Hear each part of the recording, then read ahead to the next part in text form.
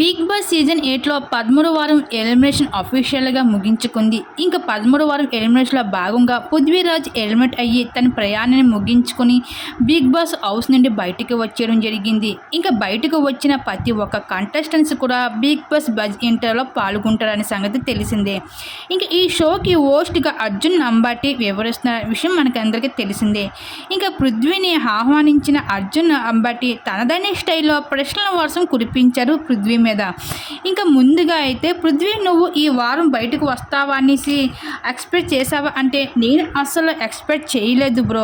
నేను ఖచ్చితంగా టాప్ 5లో ఉంటానని అనుకున్నాను, కానీ ఎందుకు ఇలా ఎలిమెంట్ అయ్యానని నాకు కూడా డౌటే కొడుతుంది.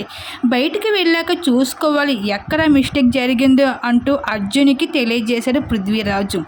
ఇంకా ఇందులో భాగంగా అర్జున్ మాట్లాడుతూ, నీ ఎలిమినేషన్కి కారణం విష్ణుప్రియ అయి ఉండొచ్చు అంటే నేను అసలు ఆమె పేరును చెప్పను.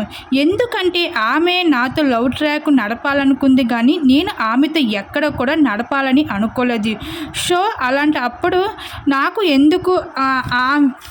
ఎందుకు మైనస్ అవుతుంది.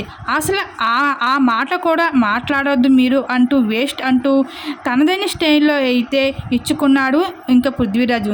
సరే, నిఖిల్ దగ్గర నుంచి మొదలు పెడదాం. నిఖిల్ గేమ్ ఎలా ఉంది, నిఖిల్ మీద నీ అభిప్రాయం ఏంటి అంటే, నిఖిల్ కోసం అయితే పృథ్వీరాజ్ మాట్లాడుతూ చాలా ఎమోషనల్ అయిపోతూ ఉన్నాడు.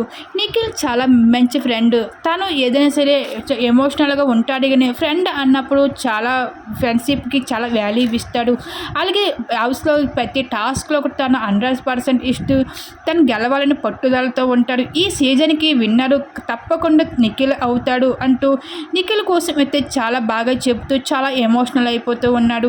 ఇంకా అలాగే నామిల్ గురించి ఏం చెప్తావంటే, నామిల్ కూడా గేమ్స్ బాగానే ఆడతాడు, అక్కడక్కడ కొంచెం ఇది తను చిన్న చిన్న తప్పులు చేస్తాడు అంటూ ఈ విధంగా నామిల్ గురించి చెప్పుకుంటూ వచ్చాడు. అలాగే గౌతమ్ గురించి నీ అభిప్రాయం ఏంటి అంటే, గౌతమ్ ఒక కన్నింగ్ మైండ్ సెట్. తను ఒక్కడే గ్రూప్ గేమ్ ఆడలేదు, సింగిల్గా ఆడుతున్నాడనేసి నిరూపించుకోవాల్సి జనాలకి ఈ విధంగా ట్రై చేస్తూ ఉంటాడు గౌతమ్ అంటూ చెప్పుకుంటూ